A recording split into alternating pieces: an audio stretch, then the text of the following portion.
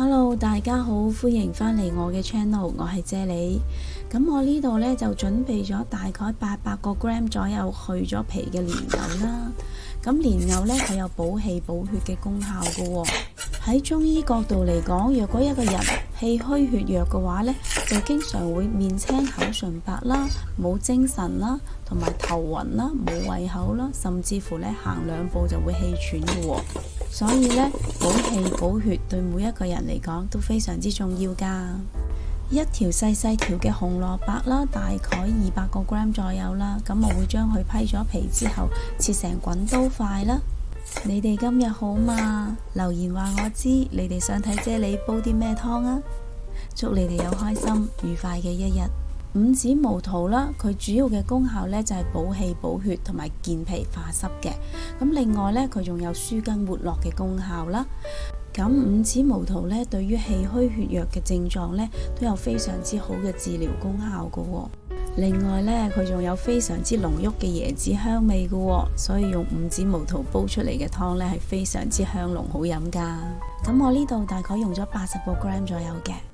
淮山啦，佢對於精神差啦、經常失眠啦、氣短無力啦呢啲症狀呢，都有非常之好嘅治療效果嘅。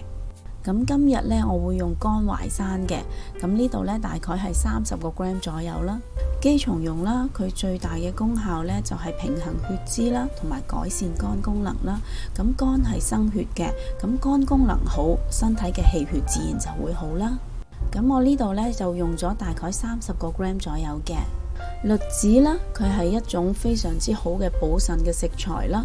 咁凡係成日都覺得冇乜胃口啦、腰酸骨痛啦、周時都覺得成身冇力啦，咁呢啲其實都關個腎事噶喎。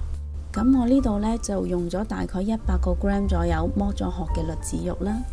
栗子嘅好拍檔當然就係慈實啦，佢對於脾腎虛弱、尿急、尿頻、經常夜尿頻繁嘅症狀呢，都有非常之好嘅治療作用噶。我呢度呢，大概就用咗30個 gram 左右嘅慈實啦。養肝又安神嘅蜜棗，我用咗2粒嘅。一角嘅陳皮啦，我呢度呢，就已經用水浸咗佢20分鐘噶啦。咁陳皮呢，就唔需要刮走入邊啲囊嘅，咁果皮先至需要刮走啲囊嘅。若果你對我嘅食譜有任何疑問嘅話，請你將個問題寫喺下邊評論區嗰度啊，我係非常之咁樂意同大家一齊討論噶。上述嘅乾品喺製作嘅過程中，難免會沾上一啲嘅沙石塵啦。咁通常呢，我會將佢哋清洗3-4次嘅。同埋呢，我會將呢一個湯嘅所有食材用料啦 list 咗喺呢條片嘅最後啦。咁如果各位係煲呢個湯嘅時候呢，就可以將呢條片拉到最後嚟睇，就可以一目了然噶啦。為咗避免各種營養元素嘅流失啦，咁以上嘅乾品喺煲湯之前都唔需要浸佢嘅，咁只需要將佢徹底洗乾淨就可以用得噶啦。將洗乾淨咗嘅所有乾品同埋浸軟咗嘅陳皮呢，都擺埋落個湯煲度啊。